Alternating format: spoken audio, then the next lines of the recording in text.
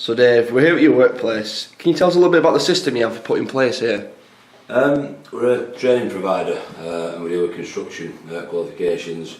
We do everything from level 1, from like health and safety qualifications, CSCS, green card qualifications, right up to level 7, construction senior management.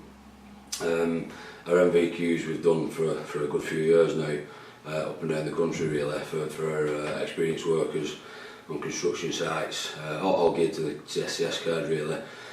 And then more in recent years we've got into apprenticeships, traineeships, and kind of geared around government funding really and what the priorities are. So we do pick funding up for apprenticeship training, traineeship training as I said, and then full-time courses we're just starting at the minute, all geared around construction. But as I say, we cover the length and breadth of the country, but we're just trying to have a bit of a push closer to home really now, especially Greater Manchester. And do you think it's important for people, especially young lads, to stay in touch with the rugby as well as bringing home a wage?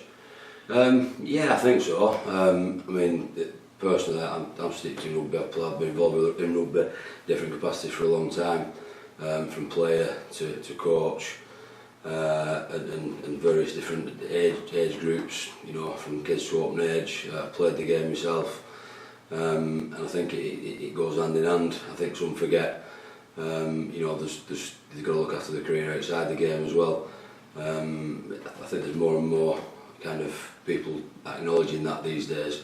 But I still think there's a lot of work to do to get people to understand that it's not all rugby or all work for that matter. I mean it's important to be involved with rugby or some kind of sport, I believe, because from an early age you make friends. It gets you out, it's exercise, all that kind of stuff. But equally, we all have careers to chase really, and put food and drink on the table. Yeah, definitely. It's also good to have a different career to fall back on if you don't quite make it in rugby, isn't it? Yeah, absolutely. I mean, I've seen it firsthand myself. I signed professional back when I was 17-year-old, and I did a couple of years at Halifax. I had 2 knee operations in those first 2 years. I'm not saying that totally impacted on my career, but it definitely had a part to play. At the time, I was working as a plasterer, and always kept my trade as well as playing rugby. I got offered to go full time at one point in my second season, which I turned down at the time. And sometimes you look back and regret it and what it could have been and all that kind of stuff. But ultimately, I kept my trade. I saw that out, and then as time went on and more injuries came, I was quite unlucky with injuries really, both in the pro game and amateur game. But the one thing that stuck with me was my trade and my career, and everything I've done since has kind of revolved around that. It's gone okay, touch wood. But yeah, I think it's important. I mean, I've seen a lot of lads playing the game, a lot of mates I've got what have kind of come out of the game. As I say, I think there's more what's the word? More knowledge about careers outside the game these days than there used to be. Because I've seen lots of people my age or a bit older that's just come out of the game and just gone straight into a job, no particular career as such. And I think it's a difficult transition. You've been used to walking out in front of big crowds and playing in finals, and it's your job. All week you're training with your mates, and I'm not saying that's a walk in the park by any means, because it's tough and it's a big commitment, but it's a total different lifestyle. When you finish the game and you go into a job. So I think there's a lot. Without mentioning names, I know there's people now taking qualifications, setting up companies, and just preparing that a little bit earlier, so they've got a bit of a taste what it's like outside of rugby before it's that big transition. I think it's good. For mental health and all that kind of stuff. There's a lot of big push on that at the minute, rugby league, and I'm a big advocate for that. And I think it's important to look after our players, to be honest. And how did your time as a player impact your career that you have currently? Massively, really. I think you learn the discipline and respect. I think it's rugby league.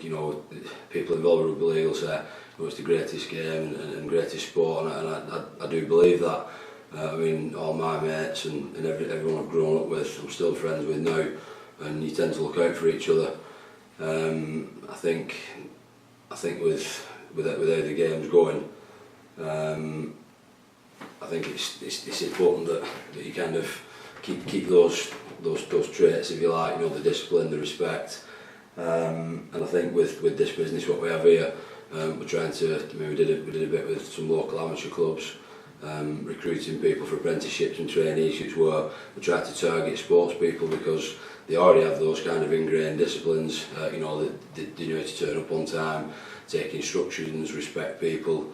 So we had a bit of a push with that, and we're hoping to do the same. I mean, I know there's talk about, you know, reserve teams or and the likes with Leigh for next year maybe. I don't know how that's going to work out. But the game in general, I think there's a bit of a push at the minute for reserve team football, rugby, and I think that's really important. I think that's something the game's sorely missing.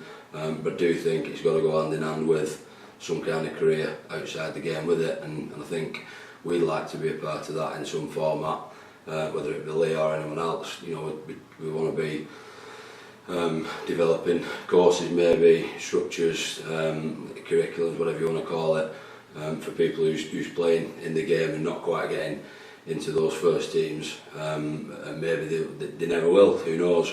But if they do, they don't. It's not football, you know what I mean? They've got to have a career afterwards. So I think it's really important, all those kind of values. Yeah, 100%. And what was the experience like when you were a sponsor at the Leigh Centurions game? It was fantastic, to be honest. I kind of made no secret. I think I've thanked Neil Barker and the lads about 100 times. It was really good. I was promising Jason Iton for a long time, because I know Jason, and I was just promising him we'd sponsor a game. I think it's took me well over 12 months to actually get something done. And then when I spoke to Neil about the LKR game, it was a big game to go for. But yeah, from start to finish, it was great. Even to this today, big thanks to Matty for that, and all the team. It was just great on the day. It was really looked after. You know, from Neil to the people in the catering, the drinks, the players coming in, and then afterwards, you know, the promotional stuff we got from that. The PR was fantastic, to be honest. So yeah, big thanks to Leigh for that. And one final question, as a Leigh Centurions fan, where do you see us next season? That was a question that weren't on the list when you prepped me. Just testing you. Where do I see you next season? I'd like to think in Super League. I think that's the big goal. You know, everyone knows that. I'd love to see Leigh back in Super League. I think it's been great this year, on every level. You know, for the town, for the people, for the kids coming through. I think it's been fantastic. And you know, it's not over yet. There's 2 games left, and it's still all to play for. I don't think you kind of look at anything else yet. But yeah, definitely Super League, I think. Yeah, thanks very much, Dave. Fingers crossed. No worries. Thanks for your time.